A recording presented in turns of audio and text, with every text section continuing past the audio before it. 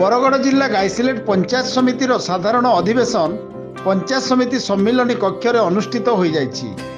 पंचायत समिति अध्यक्ष प्रणय कुमार साहू अध्यक्षतार समिति अधीनस्थ 19टी पंचायत समिति सभ्य और सरपंच को नहीं अनुष्ठित यह बैठक में स्थानीय विधायिका तथा हस्ततंत्र और बयनशिल्प मंत्री रीता साहू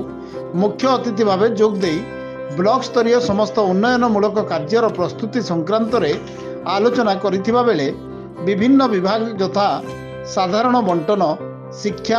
समाज कल्याण, कृषि उद्यान, महिला और शिशु विकास, स्वास्थ्य और परिवार कल्याण, ग्राम्य जल और जोगाण परिमल, मत्स्य चाष,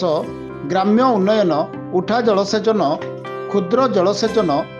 विद्युत, अनुसूचित जाति और जनजाति कल्याण विभाग समस्त उन्नयनमूलक प्रकल्प उपरे पुंखानुपुंख आलोचना करा जायतिला। विशेषकर मनरेगा योजन सरकार नियम अनुसार अणकुशली 60% और सामग्री 40% हिसाब से कौन काम अनुमोदन न हेबारु सरपंच और समिति सभ्य माने क्षोभ प्रकाश करथिले। एही साधारण बैठक में प्रथम ग्राम पंचायत संप्रसारण अधिकारी पांडव नंद पूर्व बैठक विवरणी पाठ करथिले। बैठक में गोष्ठी उन्नयन अधिकारी लक्ष्मण माझी कार्यक्रम को परिचालना करथिबा बेले अन्य मानक मध्य जिला परिषद सभ्य नीलमणि बरिया, जिला परिषद सभ्य झरणा पाणिग्राही, एमपी नमिनी प्रवीण पाणिग्राही,